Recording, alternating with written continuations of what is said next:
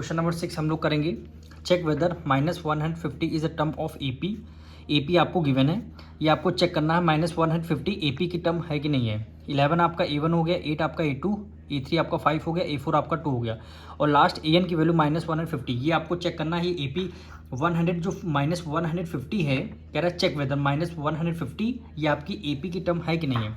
तो इसको चेक करते हैं। सबसे पहले nth का टर्म का फॉर्मूला लगा लेते हैं।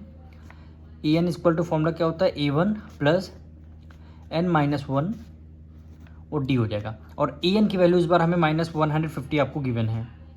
क्या गिवन है, -150 आपको गिवन है। इज इक्वल टू A1 आपका 11 हो जाएगा प्लस n की वैल्यू हमें पता नहीं है, तो हमें n की वैल्यू फाइंड करनी है। और D हमारा A2 माइनस A1, तो D हम साइड में इधर निकाल लेते हैं। D इज इक्वल टू कितना हो जाएगा, A2 माइनस A1 हो जाएगा।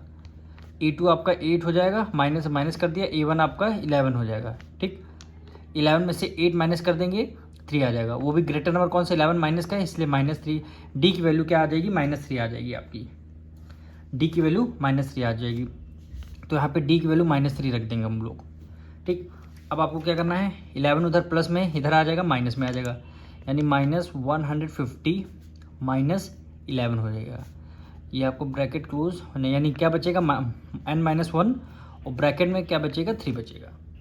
अब दोनों को ऐड कर लेंगे, -150 -11 दोनों को ऐड कर लेंगे तो 161 इज इक्वल टू, ठीक, अब -3 की मल्टीप्लाई n से करेंगे, यानी कितना आ जाएगा, -3n आ जाएगा। ये माइनस ये दोनों प्लस हो जाएगा, माइनस माइनस प्लस हो जाएंगे। 3 की मल्टीप्लाई 1 से करेंगे, 3 1 जा 3 आ जाएगा। ठीक, अब इसमें आपको क्या करना है, 3 इधर किस में है, प्लस में, इधर किस में आ जाएगा, माइनस में आ जाएगा, यानी 161, 3 आपका इधर माइनस में इज इक्वल टू -3n हो जाएगा। कितना हो जाएगा, -3n हो जाएगा। अब इसको ऐड कर लेते हैं 161 में, क्योंकि माइनस माइनस क्या होते हैं, प्लस होते हैं। 161 में 3 ऐड कर लेंगे, कितना आ जाएगा, 164 इज इक्वल टू -3n हो जाएगा। ठीक, अब देखो -3 उधर मल्टीप्लाई में, इधर आ जाएगा डिवाइड में, यानी 164 को हमने एज इट इज़ लिख लिया, -3 इधर आ जाएगा डिवाइड में, क्या वैल्यू, n की वैल्यू। इधर माइनस से माइनस आपका ये कैंसिल हो जाएगा, माइनस से माइनस आपका कैंसिल हो जाएगा। और देखिए 164 और डिवाइडेड बाय 3, यानी हमारी n की वैल्यू कितनी आई है, 164 डिवाइडेड बाय 3, ये हमारी n की वैल्यू आई है।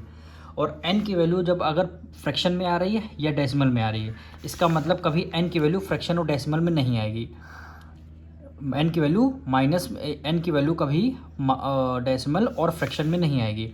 अब देखिए यहाँ पे वैल्यू आ रही है, इसका मतलब क्या है, 100 माइनस 150 है, ये AP की टर्म नहीं है।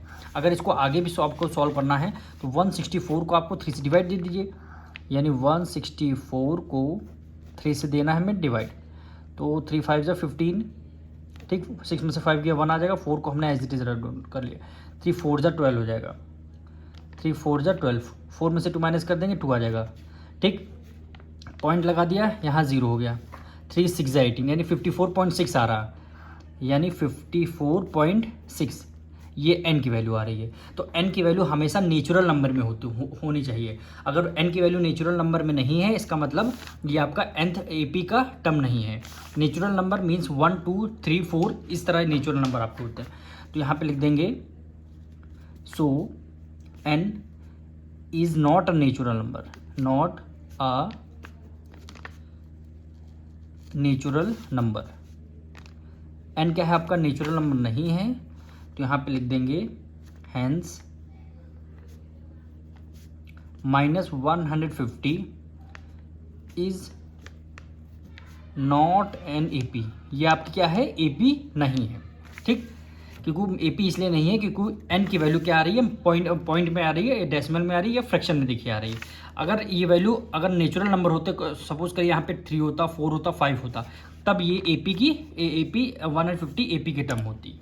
अदरवाइज इसका आंसर क्या हो जाएगा, n is not a natural number, 150 is not an AP, ये AP का टर्म नहीं है।